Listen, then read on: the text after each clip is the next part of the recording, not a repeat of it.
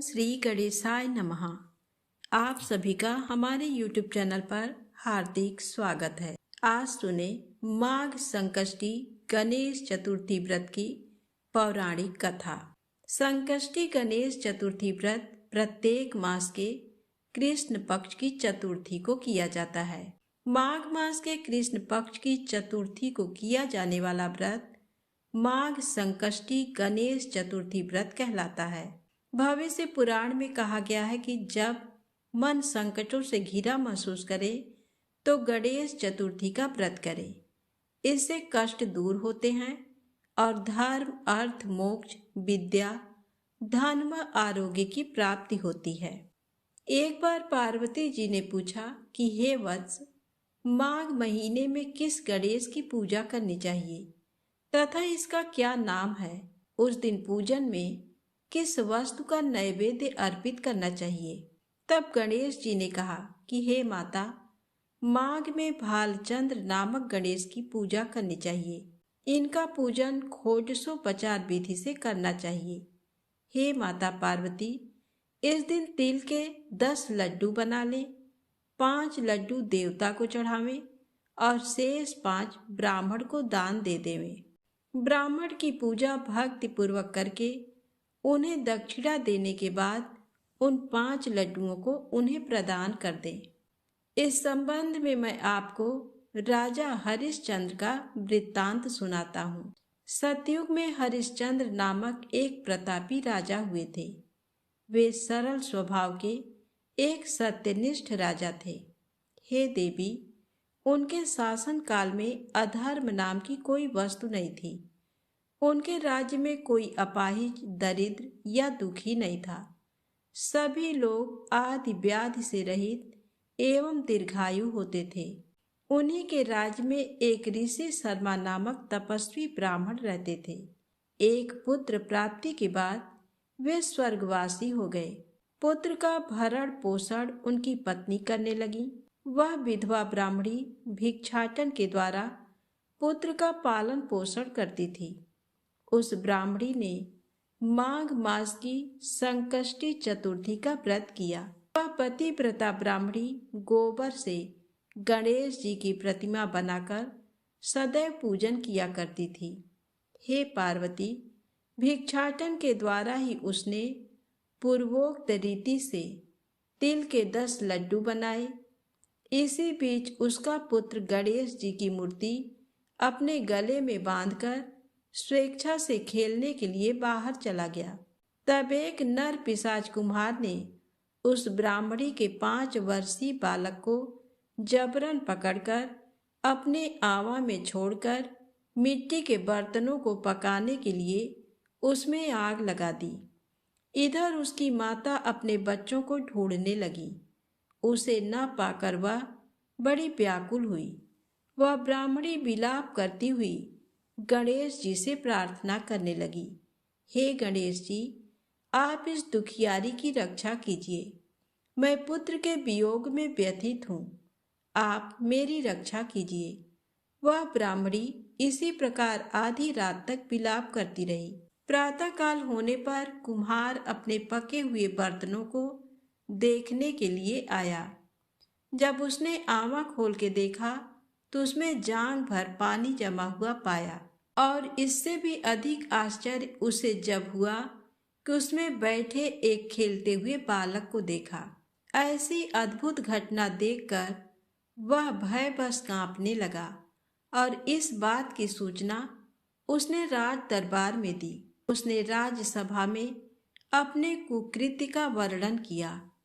कुम्हार ने कहा, हे महाराज हरिश्चंद्र, मैं अपने दुष्कर्म के लिए वध के योग्य हूँ। उसने आगे कहा, हे महाराज, कन्या के विवाह के लिए मैंने कई बार मिट्टी के बर्तन पकाने के लिए आंवा लगाया, परंतु मेरे बर्तन कभी नहीं पके और सदैव कच्चे रह गए। तब मैंने भयभीत होकर एक तांत्रिक से इसका कारण पूछा। उसने कहा कि चुपचाप किसी लड़के की तुम बलि चढ़ा दो। मैंने सोचा, मैं किसके बालक की बलि दूं? जिसके बालक की बलि दूंगा, क्या वह मुझे जीवित छोड़ेगा?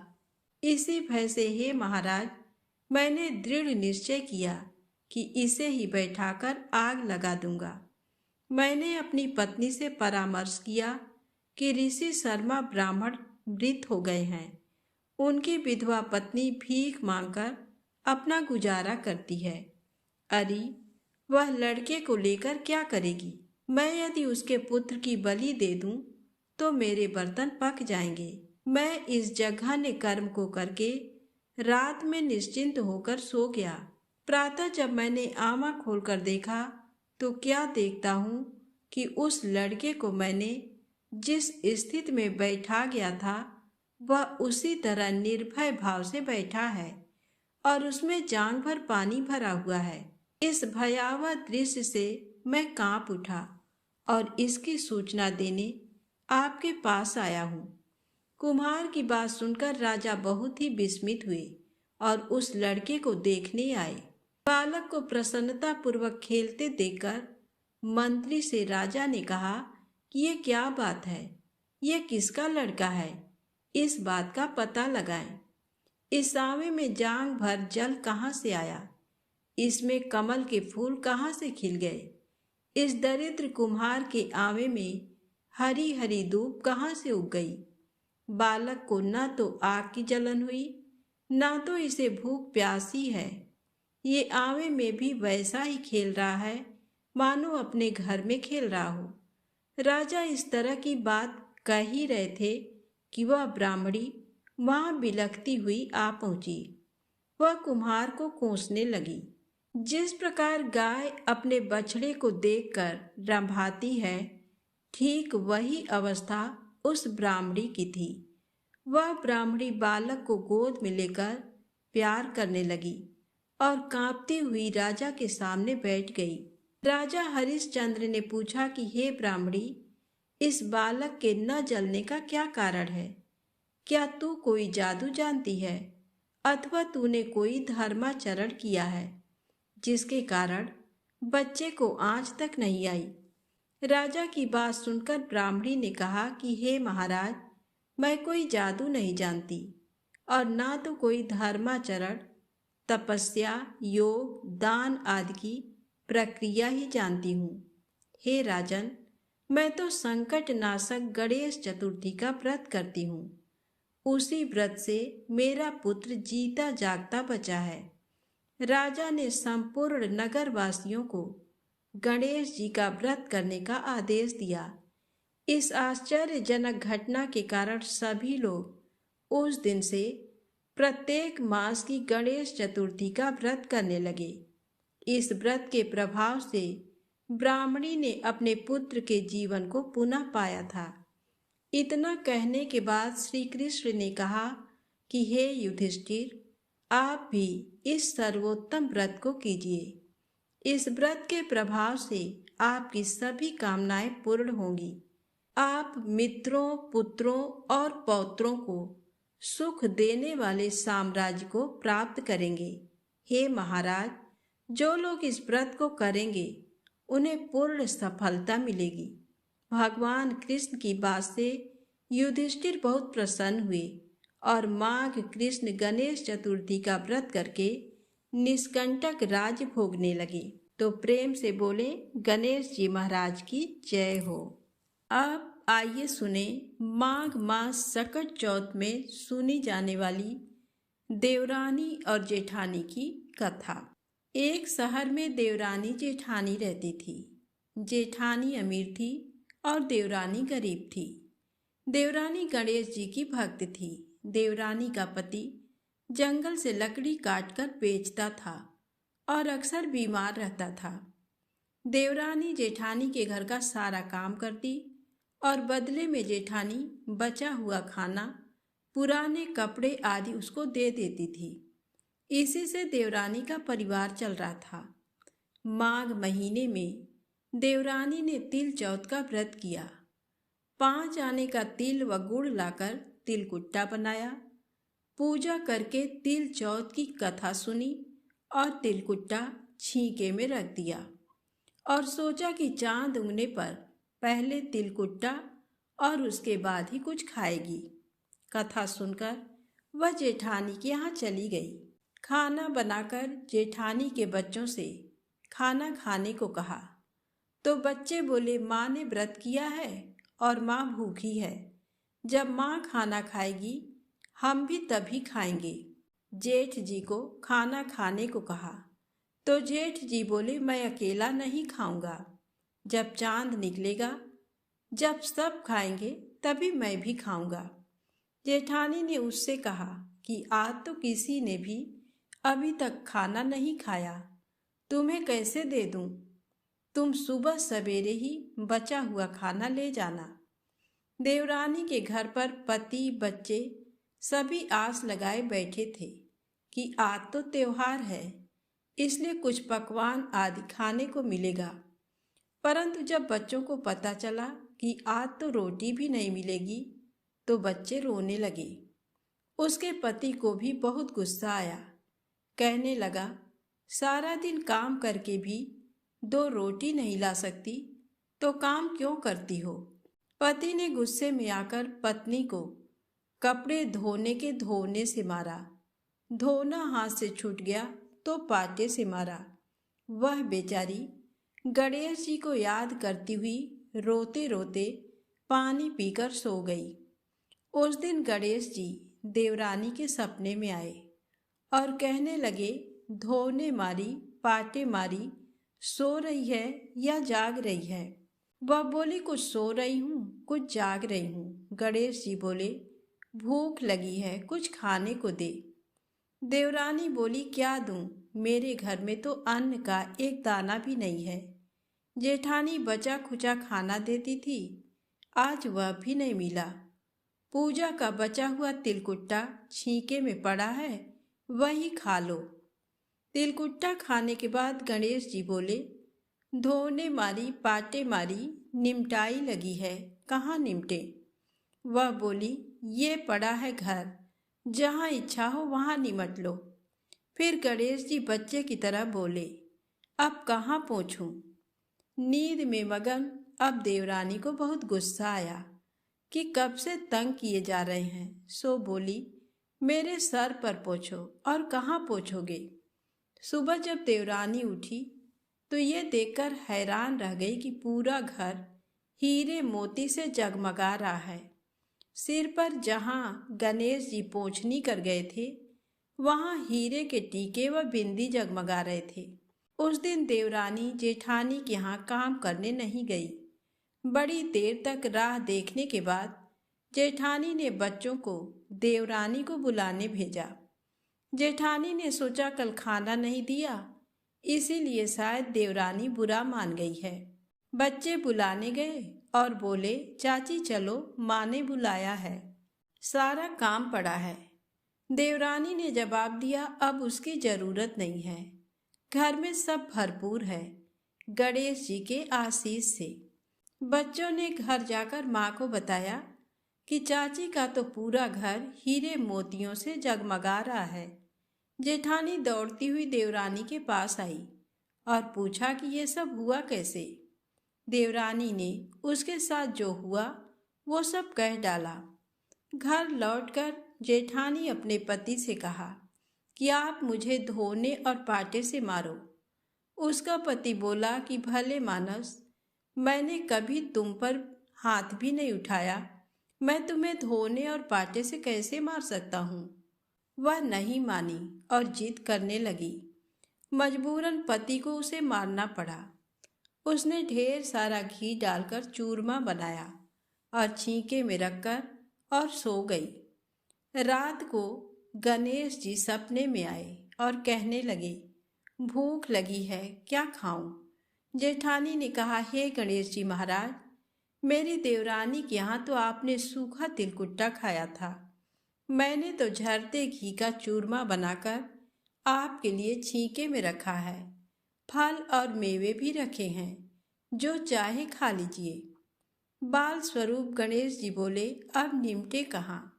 जेठानी बोली, उसके यहाँ तो टूटी फूटी झोपड़ी थी, मेरे यहाँ तो कंचन के महल है, जहाँ चाहो निपटो।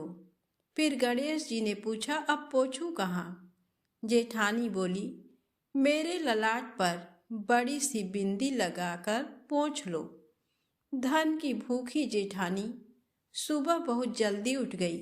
सोचा घर हीरे जवाहरात से भर चुका होगा, पर देखा तो पूरे घर में गंदगी फैली हुई थी।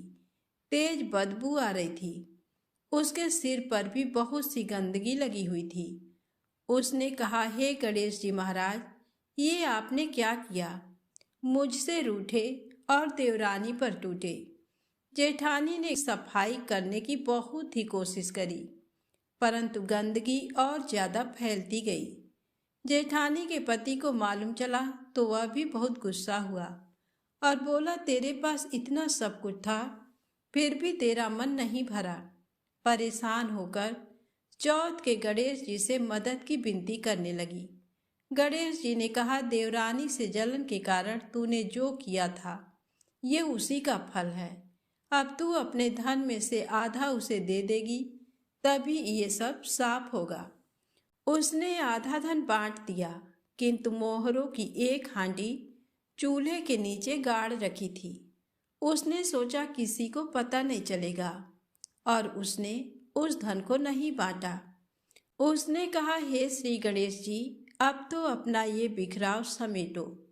वे बोले, पहले चूल्हे के नीचे गाड़ी हुई मोहरों की हांडी सहित ताक में रखी 2 सुई के भी 2 हिस्से कर। इस प्रकार गणेश जी ने बाल स्वरूप में आकर सुई जैसी छोटी चीज का भी बंटवारा किया, तब अपनी माया समेटी। हे गणेश जी महाराज, जैसी आपने देवरानी पर कृपा की, वैसी सब पर करना। कहानी कहने वाले, सुनने वाले व हुंकारा भरने वाले सब पर कृपा करना, लेकिन जेठानी को जैसी सजा दी वैसी किसी को मत देना। तो प्रेम से बोले, गणेश जी महाराज की जय हो। अब आइए सुने गणेश जी की अगली पौराणिक कथा। एक समय की बात है, किसी गांव में एक विष्णु शर्मा नाम के ब्राह्मण रहते थे। वह वेदों के ज्ञाता थे और उनके 7 पुत्र थे, जिनमें से 6 पुत्र संपन्न थे, लेकिन एक पुत्र गरीब था। उनके सभी बेटे अलग अलग रहते थे। विष्णु शर्मा अपने हर एक पुत्र के घर एक एक दिन भोजन करते थे। धीरे धीरे वह वृद्ध होकर दुर्बल हो गए। वह अपनी पुत्र वधू द्वारा अपमानित होकर रोते रहते थे। एक बार विष्णु शर्मा ने गणेश चौथ का व्रत रखा और अपने सबसे बड़ी बहू के घर पहुंचे और बोला, बहू, मैंने आज गणेश चौथ का व्रत किया है, तुम पूजा का सामान इकट्ठा कर दो।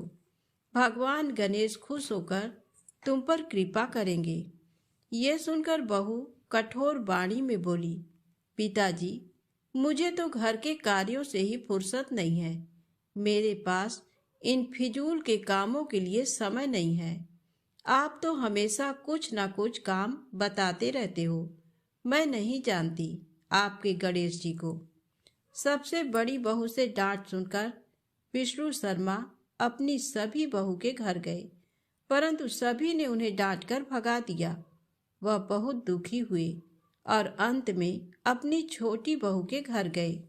छोटी बहू के घर भी वे समझाते हुए बोले, बहू रानी, सब बहुओं ने तो मुझे डांट कर घर से निकाल दिया। अब मैं कहाँ जाऊं?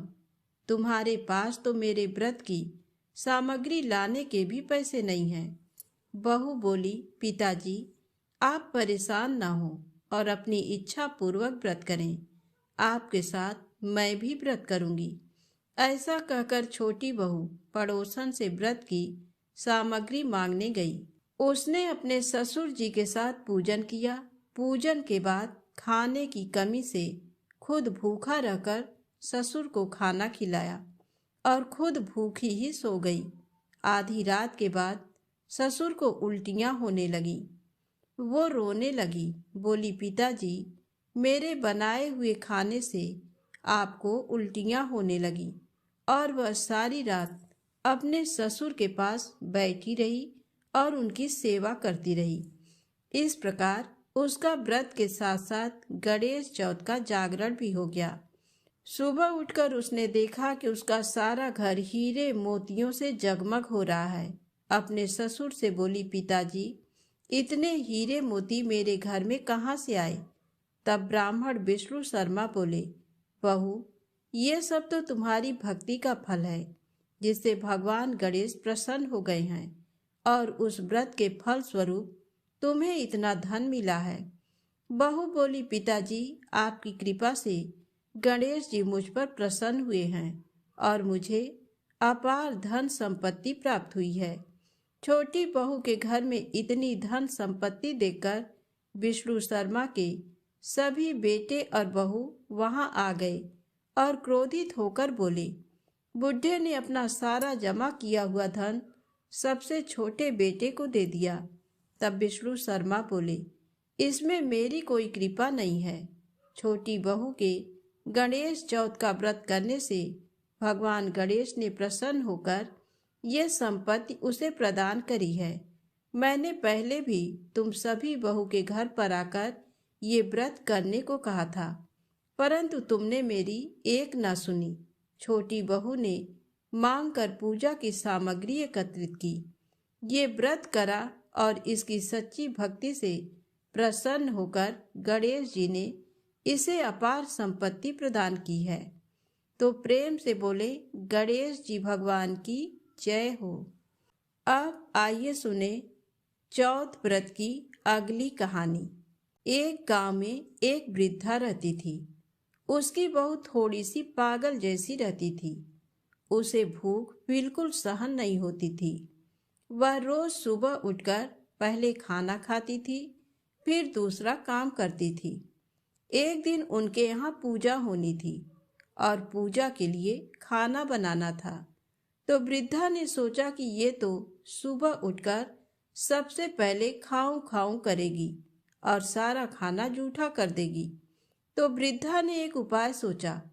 उसने पानी के मटके के नीचे एक छेद कर दिया और बहू से कहा कि आज पूजा है, तू सुबह से खाऊं खाऊं मत करना, तू पहले पानी भर ला, फिर कुछ खा पी लेना। बहू ने सास से कहा कि ठीक है माँ, और वह पानी भरने के लिए चली गई।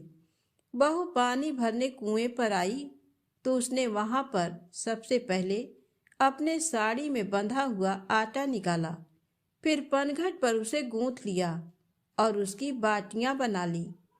वहीं पास में शमशान था, वहां एक मुर्दा जलाया गया था, तो उसकी आंच में उसने वह बाटियां सेक ली।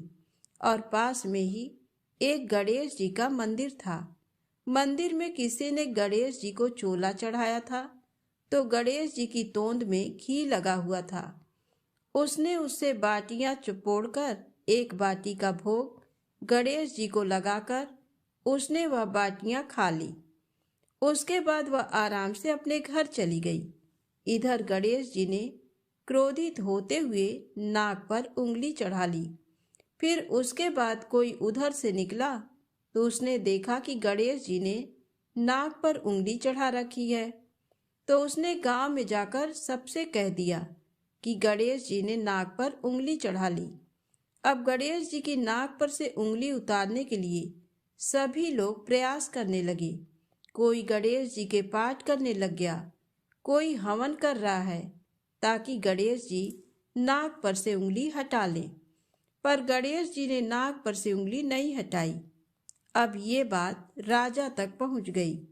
राजा ने बड़े बड़े पंडित और ज्योतिष बुलवाए, पर वह भी गणेश जी की नाक से उंगली नहीं हटा पाए। अब राजा ने पूरे राज्य में मुनादी करवा दी कि जो भी गणेश जी की नाक पर से उंगली हटाएगा उसे 5 गांव की जागीर दे दी जाएगी। अब राज्य में सभी लोग अपनी अपनी तरफ से प्रयास करने लगे, पर गणेश जी ने नाक से उंगली नहीं हटाई। सभी लोग थक हार गए। आखिर में बुढ़िया की बहू बोली कि माँ, आप कहो तो मैं गणेश जी की नाक से उंगली हटा सकती हूँ। तो वृद्धा हंसने लगी कि बड़े बड़े पंडित और ज्योतिष गणेश जी की नाक से उंगली नहीं हटा पाए, तुम कैसे हटा दोगी? परंतु हो सकता है कि ऐसा हो जाए। तभी एक आदमी ने कहा कि एक बार इसे भी मौका दो, इसे भी प्रयास कर लेने दो। हो सकता है कि ये गणेश जी की नाक पर से उंगली हटा दे। बहू ने कहा, पर मेरी एक शर्त है कि मेरे घर से गणेश जी के मंदिर तक एक बड़ा पर्दा लगाया जाए। तो लोगों ने कहा ठीक है, और घर से मंदिर तक पर्दा लगवा दिया।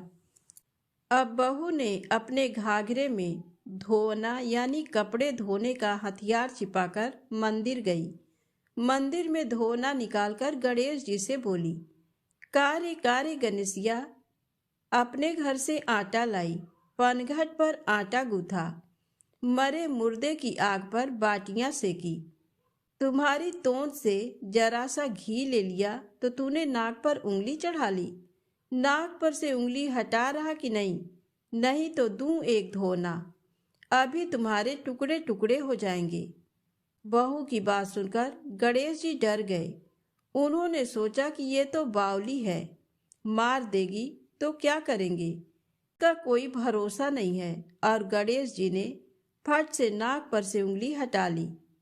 पूरे गांव में वृद्धा की बहू की जय जयकार होने लगी कि बुढ़िया की बहू ने गणेश जी की नाक से उंगली हटवा दी। राजा ने अपने आदेश अनुसार 5 गांव जागीर में दिए। हे गणेश जी महाराज, जैसे उस बुढ़िया की बहू के टूटे वैसे सबके टूटे। जो कथा अधूरी हो तो पूरी करें, और जो पूरी हो तो मान करें। कहानी कहने वाले और सुनने वाले सभी की मनोकामनाएं पूर्ण करें। तो प्रेम से बोले, गणेश जी महाराज की जय हो।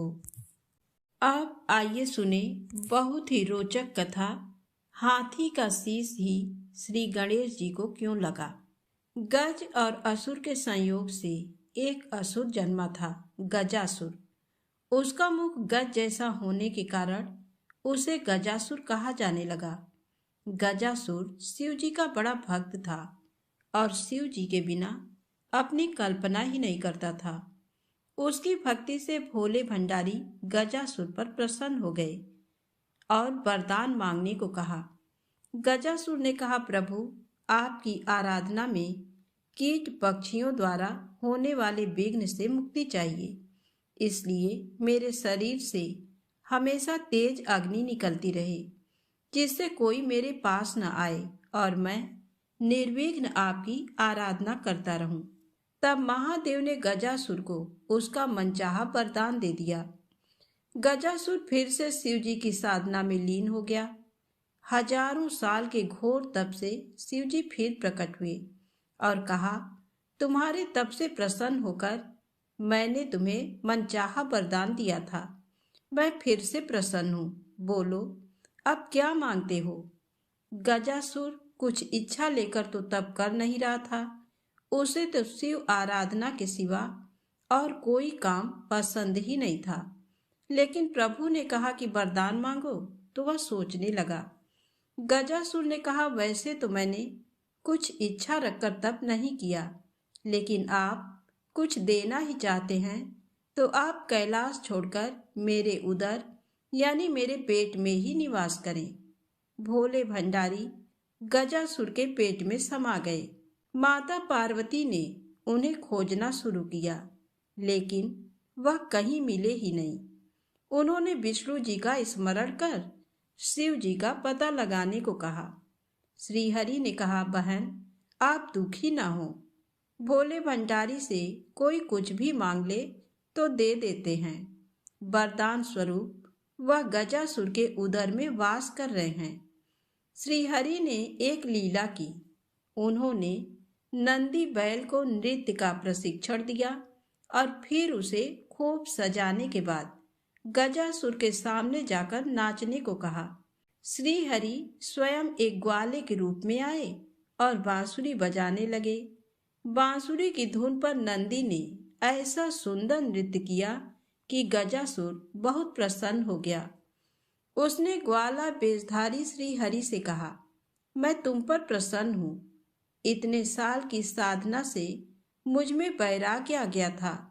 तुम दोनों ने मेरा मनोरंजन किया है, कोई वरदान मांग लो। श्री हरि ने कहा, आप तो परम शिव भक्त हैं, शिव जी की कृपा से ऐसी कोई चीज नहीं जो आप हमें न दे सके, किंतु मांगते हुए संकोच होता है कि कहीं आप मना न कर दें। श्रीहरि की तारीफ से गजासुर स्वयं को ईश्वर तुल्य ही समझने लगा था। उसने कहा, तुम मुझे साक्षात शिव समझ सकते हो। मेरे लिए संसार में कुछ भी असंभव नहीं। तुम्हें मनचाहा वरदान देने का वचन देता हूँ। तब श्री हरि ने फिर कहा, आप अपने वचन से पीछे तो नहीं हटेंगे? तब गजासुर ने धर्म को साक्षी रखकर हामी भरी तो श्री हरि ने उससे शिव जी को अपने उदर से मुक्त करने का वरदान मांगा। गजासुर वचनबद्ध था। वह समझ गया कि उसके पेट में बसे शिव जी का रहस्य जानने वाला ये कोई साधारण ग्वाला नहीं है, जरूर स्वयं भगवान विष्णु आए हैं। उसने शिव जी को मुक्त किया और शिव जी से एक आखिरी वरदान मांगा। उसने कहा, प्रभु, आपको उदर में लेने के पीछे किसी का अहित करने की मनसा नहीं थी। मैं तो बस इतना चाहता था कि आपके साथ मुझे भी स्मरण किया जाए। शरीर से आपका त्याग करने के बाद जीवन का कोई मोल नहीं रहा। इसलिए प्रभु, मुझे वरदान दीजिए कि मेरे शरीर का कोई अंश हमेशा आपके साथ पूजित हो। शिव जी ने उसे वह वरदान दे दिया। श्री हरि ने कहा, गजासुर, तुम्हारी शिव भक्ति अद्भुत है। शिव आराधना में लगे रहो। समय आने पर तुम्हें ऐसा सम्मान मिलेगा जिसकी तुमने कल्पना भी नहीं की होगी। जब गणेश जी का शीश धड़ से अलग हुआ तो गजासुर के शीश को ही श्री हरि काट लाए और गणपति के धड़ से जोड़कर जीवित किया था। इस तरह वह शिव जी के प्रिय पुत्र के रूप में प्रथम आराध्य हो गया। तो प्रेम से बोले, गणेश जी महाराज की जय हो। अब आइए सुने संकष्टी गणेश चतुर्थी की अगली पौराणिक कथा। कथा के अनुसार एक बार इंद्र समेत सभी देवतागण भगवान शिव के पास अपने संकटों को दूर करने की प्रार्थना लेकर पहुँचे। तब भगवान शिव के दोनों पुत्र कार्तिकेय और गणेश जी वहीं मौजूद थे। तब भगवान शिव ने उन दोनों से पूछा कि कौन सबसे पहले देवताओं की विपदा को दूर कर सकता है। तो दोनों ने ही कहा कि वे सक्षम हैं। तब भगवान शिव को एक युक्ति सूझी। उन्होंने अपने दोनों पुत्रों से कहा कि इसके लिए पहले परीक्षा देनी होगी। शिव जी ने कहा कि जो सबसे पहले इस पृथ्वी की परिक्रमा करके हमारे पास आ जाएगा, उसे ही देवताओं का संकट दूर करने के लिए भेजा जाएगा। परीक्षा की बात सुनकर भगवान कार्तिकेय अपने वाहन मयूर पर सवार हो गए और पिता से आज्ञा लेकर पृथ्वी की परिक्रमा के लिए निकल पड़े। उधर गणेश जी बड़े ही सोच में पड़ गए कि उनका वाहन तो मूषक है, इससे पूरी पृथ्वी की परिक्रमा संभव नहीं है। तब गणेश जी के मन में एक विचार आया। वे झट से अपने स्थान से उठे। फिर वे हाथ जोड़कर अपने पिता भगवान शिव और माता पार्वती की 7 बार परिक्रमा किए। उसके बाद अपने स्थान पर आकर बैठ गए। सभी देवी देवता ये देखकर आश्चर्य में पड़ गए। कुछ समय बाद कार्तिकेय जी पृथ्वी की परिक्रमा करके कैलाश पर आए और स्वयं को विजेता घोषित करने लगे। इसी बीच शिव जी ने गणेश जी से पूछा कि तुमने पृथ्वी की जगह अपने माता पिता की परिक्रमा क्यों की? इस पर गणेश जी ने कहा कि माता पिता के चरणों में ही समस्त लोक बसता है। छोटे पुत्र का उत्तर सुनकर शिव जी बड़े प्रसन्न हुए। उन्होंने गणेश जी को देवताओं का संकट दूर करने के लिए भेजा। महादेव ने गणेश जी को वरदान दिया कि जो भी व्यक्ति चतुर्थी के दिन तुम्हारी पूजा करके रात्रि में चंद्रमा को अर्घ्य देगा, उसके सभी पाप मिट जाएंगे, विपदाएं दूर होंगी और समस्त मनोकामनाएं पूरी होंगी। जीवन में सुख और समृद्धि में वृद्धि होगी। इस व्रत कथा को पढ़ने के बाद गणेश जी से प्रार्थना करें कि हे गणेश जी महाराज, आप हमारे संकटों को दूर करके जीवन में सुख और समृद्धि दें। तो प्रेम से बोलें, गणेश जी महाराज की जय हो।